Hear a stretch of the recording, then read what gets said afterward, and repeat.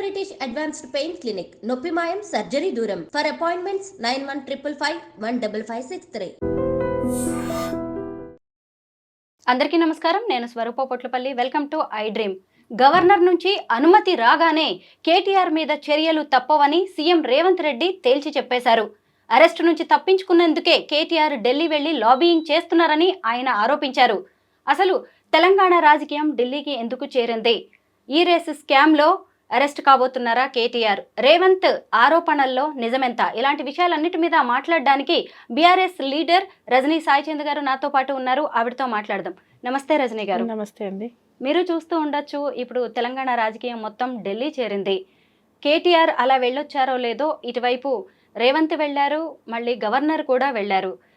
రేపో మాపో కేటీఆర్ని అరెస్ట్ చేస్తారనే వార్తలు కూడా బలంగా వినిపిస్తున్నాయి. మీరేమంటారు దీని మీద? ఒకటండి, ఈరోజు వాళ్ళు ఏం చేసినా అంటే ఎటువంటి ప్రజలను ఇబ్బంది పెట్టే పరిస్థితులు ఉన్నప్పటికీ పెద్ద ఎత్తున గొంతు వినిపిస్తున్న దాంట్లో ఎక్కడ కావచ్చు, ఒక కేటీఆర్ గారు మాట్లాడితే దేశవ్యాప్తంగా తెలంగాణలో ఏం జరుగుతుందని తిరిగి చూసే పరిస్థితులను చూస్తున్నాం.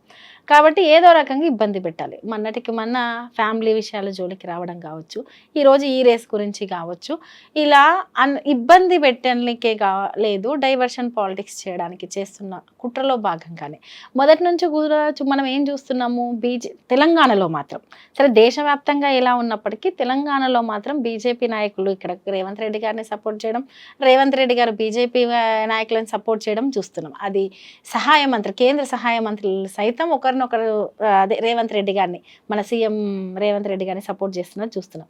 ఒకటండి, హైదరాబాద్ బ్రాండ్ ఇమేజ్ను పెంచినందుక కేటీఆర్ గారిని అరెస్ట్ చేయడం లేదు, మీరు ఈరోజు ఐటీని దేశవ్యాప్తంగా హైదరాబాద్ ఒక అగ్రగామిగా ఉంచినందుక లేదు, మీరు చేస్తున్న ప్రతి ఒక్కటిని హైడ్రా పేరుతో చేస్తున్న విధ్వంసాన్ని కావచ్చు, నిరుద్యోగులు ప్రతి ఒక్కదాన్ని కేటీఆర్ గారు క్వశ్చన్ చేస్తున్నందుక దేని గురించి అరెస్ట్ చేస్తారండి కేటీఆర్ గారిని? ఒకటి.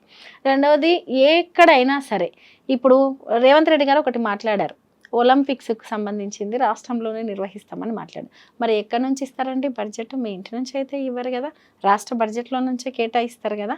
సో అంత ఒలింపిక్స్కి అయ్యే వేల కోట్ల ఖర్చునే మీరు పెట్టి రాష్ట్రానికి ఒక పేరు తీసుకురావాలన్న ఆలోచనలు ఉన్న మీరు మరి అటువంటప్పుడు ఈ రేస్ లాంటి కార్యక్రమాలు పెట్టినప్పుడు దానికి ఖచ్చితంగా బడ్జెట్ కేటాయిస్తారు. అదేం వ్యక్తిగతం కాదే, రాష్ట్ర ఇమేజ్ను పెంచేదే.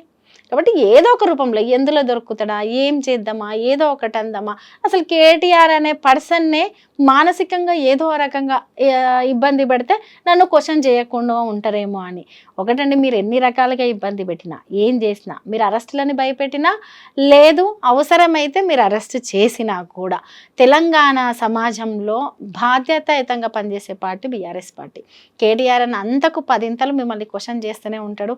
ఈరోజు ఢిల్లీకి వెళ్ళింది ఇంకా దేనికో అని కాదు, మనం చూస్తూనే ఉన్నాం. అమృత్ టెండర్ల గురించి కేంద్ర మంత్రులకు కావచ్చు, లేదు ఢిల్లీలో ఉన్న గవర్నమెంట్కి, కేంద్ర పార్టీకి, బీజేపీ పార్టీ పెద్దలకి ఇట్లా జరుగుతుంది, మా రాష్ట్రంలో పరిస్థితులు ఇట్లున్నాయి అని చెప్పాల్సిన బాధ్యత ఉందండి మాకు. కాబట్టి చెప్పడానికే వెళ్ళారు.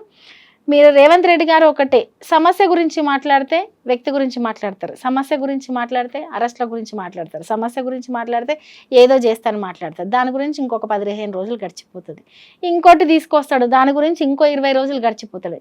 రాష్ట్రంలో ఇప్పుడున్న సమస్య ఏంటంటే రైతులు, వరిధాన్యం కొనుగోలు సెంటర్లు, అసలు ఎంత ధాన్యం గవర్నమెంట్ కొన్నది, దానికి గిట్టుబాటు ధర ఏముంది, పత్తి గిట్టుబాటు ధర ఏంది, ఈ సీజన్లో పత్తికి తేమ వస్తుంది కాబట్టి గిట్టుబాటు ధర తగ్గుతుంది, ఇమీడియట్గా కొనాలి, ఇది కదా కావాల్సింది.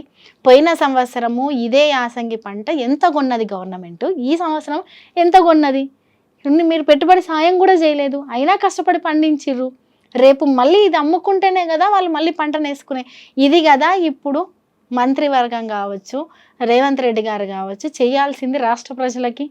దీని నుంచి పక్కకు తప్పుకోవాలి, దీని గురించి మాట్లాడుకుంటే ఇప్పుడు బీఆర్ఎస్ పార్టీ వాళ్ళందరూ దీని గురించి ఎడగొట్లాడతారు. కొట్లాడొద్దంటే సెంట్రల్లో ఒక పాయింట్ని తీసుకొని రావాలి, ఏంటి కేటీఆర్ గురించి తీసుకురావాలి. అందరు అవునంటనా, నిజమంటనా, ఇంకేదంటనా, లేదు అరెస్ట్ చేస్తారంటనా అని మాట్లాడుకోవాలి. కాబట్టి సమస్య ఎక్కడ ఉంటే అక్కడ డైవర్ట్ చేసే ఏదో ఒక విషయాన్ని తీసుకొస్తున్నారు. మీరు ఎన్ని డైవర్ట్ విషయాలు తీసుకొచ్చినా, లేదు లేని కేసులు పెట్టినా, ఫ్యామిలీలను ఇబ్బంది పెట్టినా, నిర్బంధించిన కొట్లాడడం మాత్రం మానము. ఖచ్చితంగా బీఆర్ఎస్ పార్టీ, కేటీఆర్ గారు కావచ్చు, హరీష్ రావు గారు కావచ్చు, ప్రతి ఒక్క కార్యకర్త నాయకులతో పాటు మిమ్మల్ని క్వశ్చన్ చేస్తారు. మీరు చేస్తున్న ప్రతి పనిని ప్రజలు చూస్తున్నారు. కాబట్టి వాళ్ళు ఎన్నన్నా చేసుకొనివ్వండి, ఏమన్నా చేసుకొనియండి. అరెస్ట్ అయ్యే పరిస్థితులు వచ్చేసరికి ఢిల్లీకి వెళ్ళిపోయారు కేటీఆర్. లేనిపోని ఈ అమృత్ స్కామ్ అంటూ మొదలుపెట్టారు. రెడ్డి సామాజిక వర్గం అంతా నా బంధువులు కాదు అని రేవంత్ రెడ్డి చెప్తున్నారు. దీన్ని చూస్తేనే అర్థమవుతుంది బీఆర్ఎస్ అలాగే బీజేపీ చీకటి బంధం బయటపడుతోంది ఆయన అంటున్నారు. మరి ఏంటి బీజేపీతో మీకున్న దోస్తానా? ఒకటండి, ఈరోజు బీజేపీతో మాకున్న దోస్తానం బయటపడుతుందా, లేకపోతే కాంగ్రెస్ పార్టీకి బీజేపీ పార్టీకి ఉన్న దోస్తానం బయటపడుతుందా? రేవంత్ రెడ్డిని ఎవరు సపోర్ట్ చేస్తున్నానండి? బండి సంజయ్ గారి మాటలు విందాం. రేవంత్ రెడ్డి గారిని సపోర్ట్ చేస్తూ రేవంత్ రెడ్డి ఎవరిని సపోర్ట్ చేస్తూ మాట్లాడుతున్నారండి? బడే బాయ్ అని మోడీ గారిని సపోర్ట్ చేస్తూ మాట్లాడుతున్నారు. ఈరోజు రేవంత్ రెడ్డి కాంగ్రెస్ పార్టీయా, రేవంత్ రెడ్డి గారు బీజేపీ పార్టీయా అనేది కాంగ్రెస్ శ్రేణులు తేల్చుకోవాలి. రెండవది, ఇప్పుడు ఢిల్లీకి వెళ్ళిన కేటీఆర్ గారు ఢిల్లీలో ఏమన్నా 10 రోజులు ఉన్నారా, 15 రోజులు ఉన్నారా, ఇంకేమన్నా ఉన్నారా? వెళ్ళిర్రు, మాట్లాడిర్రు, మళ్ళీ ఈవినింగ్ వరకు వచ్చేసిర్రు. అమృత్ టెండర్ల గురించి ఎత్తితే మీకెందుకు భయం అవుతుందండి? మేము అడుగుతున్నాం రేవంత్ రెడ్డి గారిని. ఆ టెండర్ల గురించి మీరు భయపడాల్సిన అవసరం ఏముంది? అసలు ఆ షోదా కంపెనీ ఏంటి, దానికి ఉన్న ఆడిటింగ్ ఏంది, దానికి వచ్చిన లాభాలు ఏంది, అది ఏ రకంగా టెండర్ వేసింది? ఒక 2-3 వేల కోట్ల లాభాలున్న కంపెనీ 1137 కోట్ల టెండర్ తీసుకోవడం అనేది ఎక్కడన్నా చూసినామా అండి? సరే, మీరు ఏమన్నా అంటే హెచ్పి కంపెనీతోటి టైఅప్ అయ్యింది, ఇద్దరు కలిసి చేస్తున్నారు అని అంటారు. మరి ఆ కంపెనీకి ఇచ్చింది 20% పనులు, ఈ షోదా కంపెనీకి ఇచ్చింది 80% పనులు. ఒక 2-3 కోట్ల లాభాలున్న కంపెనీ 1,137 కోట్ల వర్క్ ఎలా చేయగలుగుతుందండి? 80% పనులను ఎలా పూర్తి చేయగలుగుతుంది? అంటే మీ బంధువులు దాన్ని ఇచ్చిర్రా? అడుగొద్దా దాన్ని? రాష్ట్ర ఖజానాను మొత్తం మీ బంధువుల చుట్టూ తిప్పుతుంటే అడుగొద్దా? తెలంగాణ ప్రజలను ఈ రూపంలో మోసం చేస్తుంటే అడుగొద్దా? అంటే అడుగుతే కేసులా, అడుగుతే ఇంకేదైనా డైవర్షన్ పాలిటిక్సా? సరే, సామాన్య ప్రజలకంటే ఇవి అర్థం కాకపోవచ్చు అండి. చాలామందికి తెలుసు కదా ఒక కంపెనీ ఆడిటింగ్ ఎంత ఉంది, కంపెనీ యొక్క లాభాలు ఎంత ఉన్నాయి, ఆ కంపెనీకి టెండర్ వేయడానికి ఏ ఎలిజిబిలిటీ ఉండాలి, ఏ రూపంలో టెండర్ జరిగింది, ఎందుకు అన్ని కోట్లు కేటాయించిర్రు, ఇవి అడుగుతున్నందుకు కేటీఆర్ గారి మీద కోపమా? కాబట్టి ఈరోజు రాష్ట్రంలో బీజేపీ పార్టీ, కాంగ్రెస్ పార్టీ కుమ్మక్కై పనిచేస్తున్నట్టుగానే ఉంది. అది ప్రజలకు అర్థమవుతుంది. రెండవది, మీరు ఏ రకంగా మాట్లాడినా మీరు చేసే పనిని మేము ఖచ్చితంగా క్వశ్చన్ చేస్తాం. అది అమృత్ టెండర్లో కావచ్చు, ఫార్మాసిటీలో కావచ్చు, మీరు చేసిన హైడ్రాలో కావచ్చు, రాడార్లో కావచ్చు, ఎక్కడన్నా కావచ్చు, మేము ఖచ్చితంగా క్వశ్చన్ చేస్తాము. రేవంత్ రెడ్డి గారు, మీరు పాలన మీద దృష్టి పెట్టండి, ప్రజలకు మంచి చేసే పని మీద దృష్టి పెట్టండి. మీరు కేసీఆర్ గారిని తిట్టడం మీద, హరీష్ రావు గారిని తిట్టడం మీద, లేకుంటే రాష్ట్ర ఖజానాన్ని దుర్వినియోగం చేసే విధంగా మీరు తెచ్చిన 77,000 కోట్ల అప్పు దేనికి వాడారో చెప్పండి. ప్రజలకు ఖచ్చితంగా ప్రతి విషయం తెలియాలి. మీరు ఎందుకు ఇంతవరకు రైతు భరోసాని ఇవ్వలేదో చెప్పండి. మీరు ఎందుకు పంటను కొనుగోలు చేయట్లేదు? తూతు మంత్రంగా కొనుగోలు కేంద్రాలు మాత్రమే ఎందుకు ఓపెన్ చేశారు? ఇవి మేము అడుగుతున్నాం. ఇది అడగడమే కోపం అయితే మేము అడుగుతూనే ఉంటాము. ఇవి అడిగినందుకే నిర్బంధిస్తే మమ్మల్ని నిర్బంధించినా మేము అడుగుతూనే ఉంటాం.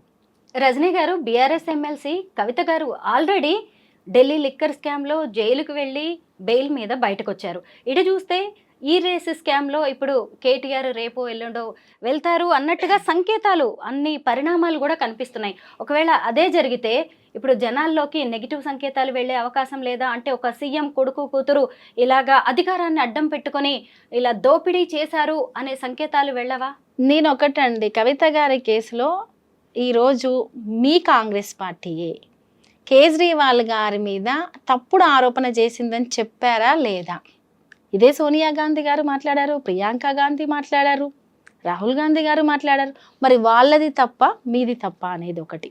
రెండవది, ఈరోజు ఈ మొన్నటి వరకు ఏదో దీపావళి పండుగని ఇంకేదో అని డ్రగ్స్ గురించి మాట్లాడుతూ అది మాట్లాడుతూ ఇలా ఏదో ఒక రూపంలో ఇరికించాలని ప్రయత్నం చేశారు.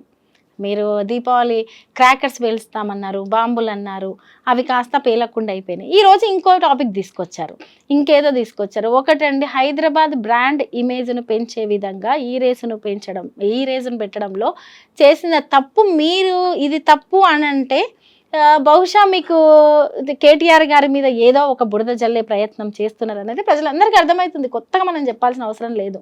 మీరు ఎన్నన్నా చేయండి, ఏమన్నా చేయండి, ఎన్ని ఆరోపణలైనా చేయండి, 10 ఏళ్ల పాలన ఎట్లుంది, ఒక మంత్రిగా కేటీఆర్ గారు ఎలా పనిచేశారు, ఒక సీఎంగా కేసీఆర్ గారు ఎలా పనిచేశారు, ఈరోజు మీరు సీఎంగా ఎలా చేస్తున్నారు అనేది ప్రజలందరూ గమనిస్తారు. మేము ఒకటే చెప్తున్నాం, మీరు ఇన్ని ఆరోపణలు చేస్తున్నారు కదా, మీ నియోజకవర్గ ప్రజలన్నా మిమ్మల్ని మెచ్చుతున్నారా?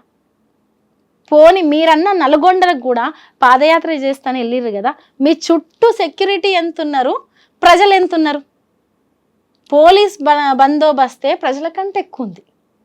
మీరు వాళ్ళు ఏంది, మీరు బయటికి వెళ్ళలేకపోతున్నారు.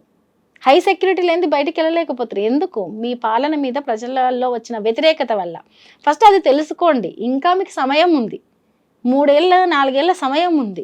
ప్రజలను మెప్పుపడే పని చేయండి. కానీ ఎంతసేపు బీఆర్ఎస్ పార్టీని టార్గెట్ చేద్దామా, వ్యక్తిని టార్గెట్ చేద్దామా, లేదు ఏదో ఒక మాట అనడమా, ఇది చేస్తూ పోతే ఫ్యూచర్లో ఎట్లుంటుందంటే కాంగ్రెస్ పార్టీకి మనుగడ లేకపోవడమే కాదు, రేవంత్ రెడ్డి గారికి కూడా రాజకీయంగా మనుగడ లేకుండా పోతుంది. మీరు ఏమన్నా చేయండి, ఎన్నన్నా చేయండి, మీ తప్పులను మేము ఎత్తి చూపుతూనే ఉంటాం. కేటీఆర్ గారు అంతకు 10 ఇంతలు ఎత్తి చూపుతారు. రజనీ గారు, రాష్ట్రంలో తన సొంత కుటుంబంలో ఇంత జరుగుతున్నా కేసీఆర్ గారు ఏం చేస్తున్నారు? ఫామ్ హౌస్లోనే ఉంటారా? అధికారంలో ఉన్నా అధికారంలో లేకపోయినా ఆయన అడ్డా అదేనా? ఒకటండి, అధికారంలో ఉన్నప్పుడు కేసీఆర్ గారు చేసిన పనులను మీరు ఒకసారి చూడండి, గమనించండి. మేము చెప్పడం అని కాదు, ప్రజల్లోకి వెళ్ళి తెలుసుకోండి. పోయిన సంవత్సరం కావచ్చు, గత 10 ఏళ్ళుగా ఈ సీజన్లో రైతుల పరిస్థితి ఎట్లుండే, అది కేసీఆర్ గారు చెయ్యంతే అయ్యిందా? ఈరోజు మరి మీరు ఇంత గొంతు చించుకుంటారు కదా, మేము ప్రజాపాలన పేరుతోటి ఏదో చేస్తామని. మరి మేము సెక్రటేరియట్కి వెళ్ళి సుపరిపాలన చేస్తామంటున్నారు కదా, మరి అంత సుపరిపాలనలో ఈరోజు ఎందుకు రైతులు సంతోషంగా లేరు? అంత సుపరిపాలనలో ఈరోజు ఎందుకు గురుకులాల విద్యార్థులు సంతోషంగా లేరు, మహిళలు సంతోషంగా లేరు? మరి అదే కేసీఆర్ గారి పాలనలో మీరు అంటున్నారు ఫామ్ హౌస్ అని చెప్పేసి. కేసీఆర్ గారు ఎక్కడ ఉన్నా, అది ప్రగతి భవన్లో ఉన్నా, ఫామ్ హౌస్లో ఉన్నా, లేదు లాస్ట్ మూమెంట్లో కట్టిన సెక్రటేరియట్కి వచ్చినా కూడా కేసీఆర్ గారి ఆలోచన ఒకటే, తెలంగాణ ప్రజల సంక్షేమము. ఆయన ప్రతిపక్షంలో ఉన్నా, అధికార పక్షంగా ఉన్నా, తెలంగాణను సాధించక ముందైనా సరే ఆయన ఆలోచన మొత్తం తెలంగాణనే. కాబట్టి ఆయన ఎక్కడున్నా తెలంగాణ ప్రజల గురించి ఆలోచిస్తాడు. ఈరోజు బయటికి రావడము అంటే మీలాగా మాట్లాడడమో, మీలాగా పనులు చేయడమో కేసీఆర్ గారికి రాదు. కేసీఆర్ గారు మీరు సమయం ఇస్తున్నారు, ఆ సమయాన్ని మీరు వినియోగించుకోండి. ఇప్పటికే ప్రజలు మిమ్మల్ని భయంకరంగా విమర్శిస్తారు. రేపు కేసీఆర్ గారు కనుక వచ్చి క్వశ్చన్ చేసే టైంకి ప్రజలు మిమ్మల్ని తరిమి కొడతారు. అటువంటి సందర్భాన్ని తెచ్చుకోకండి. అధికారం అనేది ఈరోజు ఉంటుంది, రేపు పోతుంది, ఇంకొకరికి వస్తుంది. అధికారంలో ఉన్నప్పుడు మీరు ఏం పని చేశారు అనేది చాలా ఇంపార్టెంట్.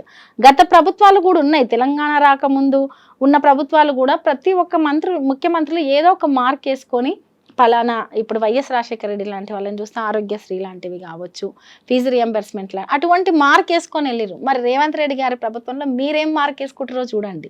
మీరు వేసుకునే మార్క్ భూములను తీసుకోవడము, ఇళ్లను కూలగొట్టడము, గురుకులాల విద్యార్థులను రోడ్ల పాలు చేయడము, ఇటువంటి మార్కా?